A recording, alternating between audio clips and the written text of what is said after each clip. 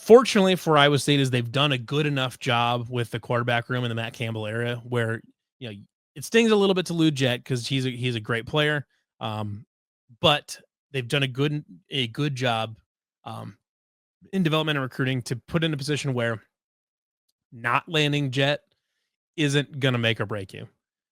People forget Rocco Becht is just a junior this season. He's only played 2 seasons of college football. It seems like he's been here forever, but he's only played 2 seasons of college football, and he has 2 more to go. Just because he doesn't have, NFL prototype size, he's not 6'4" with a laser rocket arm.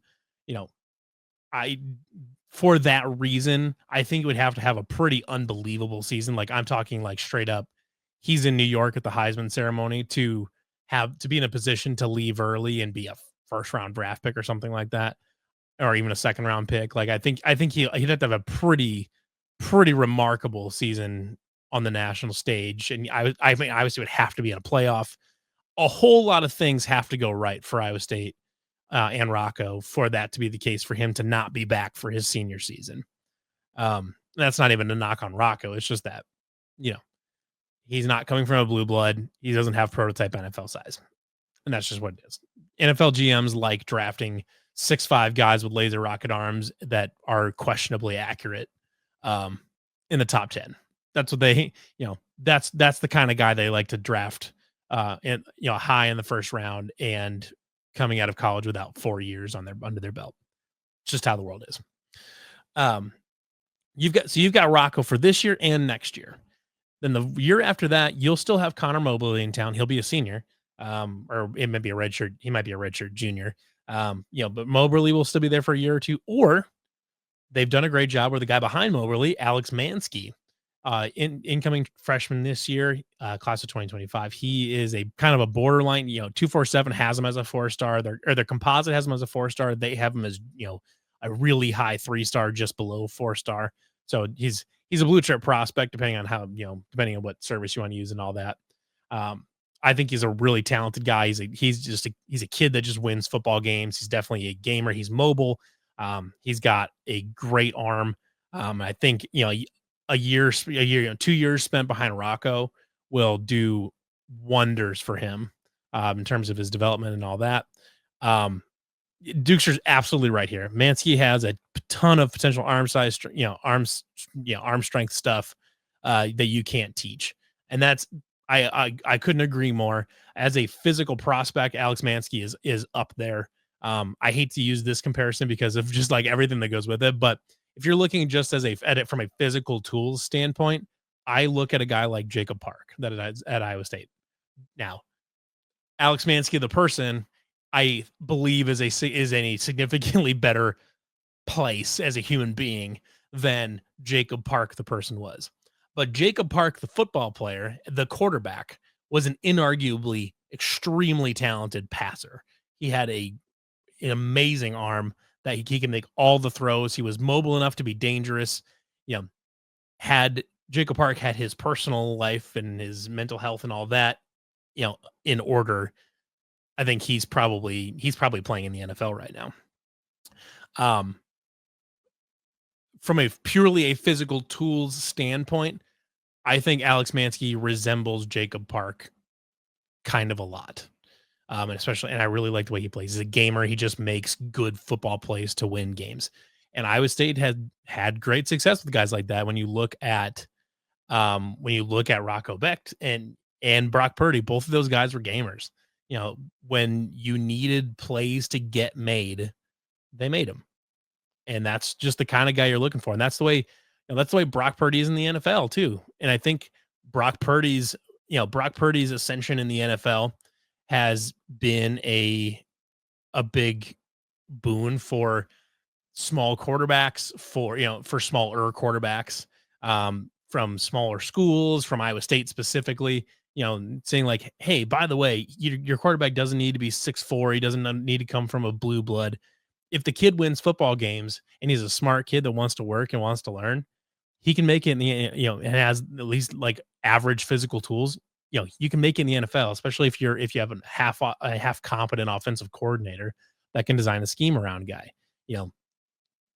Brock Purdy is currently paving the way for Rocco Becht to have an NFL career because they're pretty similar players. Rocco may be a little bit more hard nosed runner than as a little bit more of a run threat than Brock Purdy was. Brock Purdy was kind of squirrely and just kind of picked up the yards he could. Rocco is someone you can really design runs for and be fine with or whatever. He's over his career has been less turnover prone than Brock was, so it's interesting. But Brock Purdy's currently paving the way for Rocco, and Rocco will pave the way for Connor Mobley, Alex Mansky, whatever it is. Those two guys will get 2 years to sort itself out for who comes next after Rocco.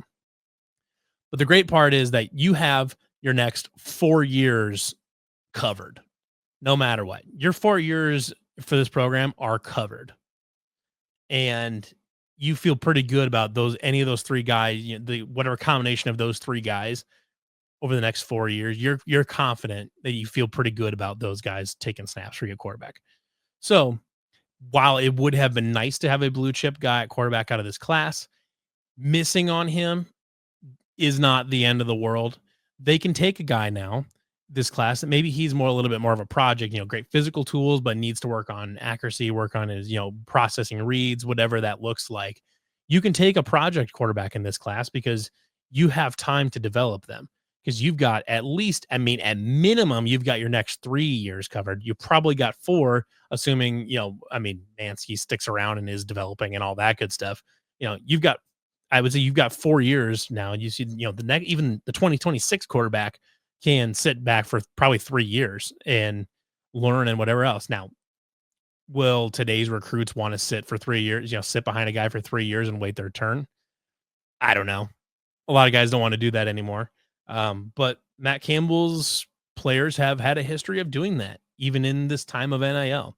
There's a reason we haven't seen Iowa State be decimated by transfers. Guys have transferred out, but star players aren't leaving. Big time contributors aren't leaving. Or even young promising freshmen that know that their time is coming. They aren't leaving either. The ones you're seeing leaving are the ones that they haven't broken through and they just don't think they're gonna break through. Those are the ones you see leaving. And I know I have talked to people in the know before that they can't figure out why Iowa State keeps retaining players, that why they are not able to buy players off of Iowa State's roster. A lot of teams tried to go after TJ Tampa. A lot of teams have tried to go after Dominique Orange. Though the name I heard this past offseason that lots of teams were gunning for was Brendan Black. I'm sure, and we know that Rocco got offered a bag by somebody, probably Ohio State, and probably Tennessee. Got offered a ton of money for both of those schools. They're not leaving, and that's because Matt Campbell has a tradition of developing guys and now putting them in the NFL and them being productive NFL players. So all this is to say, Iowa State will be fine without Jett Thomalla. It's a bummer that he's not coming. We wish him the best doing his own thing, but I just think that Iowa State will be just fine because they've done a great job recruiting and developing that position. Now, the guy I kind of sort of alluded to here is someone that they could take, is a guy named Eason Webb.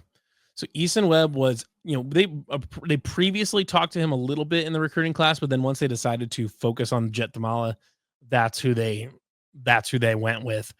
They recruited Jett exclusively. And Eason Webb was originally committed to Oklahoma State to play baseball. Well, I believe it was just yesterday, he decommitted from Oklahoma State for baseball. And the same day, we found out he has scheduled an official visit at Iowa State this week already. So if it's just me connecting the dots, I would say Iowa State's got a decent shot at this. He did just recently take a visit to Georgia Tech, so he would be, that would be in play for him if that's what that's what he wanted to do. But I think it's notable that, he visited Georgia Tech on June 6th and he was still committed to play baseball at Oklahoma State till yesterday. Yesterday, he decommitted and is now taking, has a visit scheduled for Iowa State this week. I think that's notable. Not no disrespect to Georgia Tech, but he didn't decommit from baseball to go play football at Georgia Tech because he could have done that 2 weeks ago. He did decommit from baseball and is now visiting Iowa State on extremely short notice. And my guess is they would probably have Easton work out because I know he hasn't been, he's been committed for baseball, so he hasn't been at camps and stuff like that. I don't think. Um, so they may have him work out in Ames this week and just to see him in person. But I think the I think the baseball thing is notable though. Um, Obviously baseball players typically have pretty good arms as it relates to football, so you expect to have some decent arm talent there, and some mobility there as well. It My guess is he's a good athlete, but he's probably raw in terms of like reading coverages and things like that. I haven't had a chance to watch through his tape yet, but that would be my guess is that it's more of um a mental thing as far as developing him and then getting his accuracy in line. But my guess is he's probably fairly mobile and he's probably got a pretty decent arm. But 247 has him rated as an 86, so a mid 3-star guy. Nothing to scoff at. Um, not a huge offer list, just Georgia Tech there as far as the Power Four programs go, but that typically hasn't mattered all that much for Iowa State. They've had plenty of good success with guys with, you know, few if any offers and have turned them into great players. Will McDonald famously came out. Um, his only, I believe, I want to say his only other offer was like Northern Illinois or something. He only had one other offer, and I think it was a G4. It was a G5 school, and then I would say turn him into a first round pick as a defensive end, and now he's really turning into a nice player in the NFL.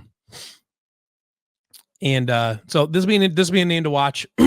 If he's on an official visit this week, I think it's Wednesday and Thursday. I think that's what I thought I saw. Um, Keep an eye out. If all of that goes well, my guess is it wouldn't. My guess is that just based on him decommitting from baseball, is that he's ready to commit to a football career as soon as he finds something. So I think if this thing all goes well, you could probably see him. You could probably see a commitment from him. I don't know what the timeline would look like, but you could probably see a commitment from him pretty quick. I would imagine.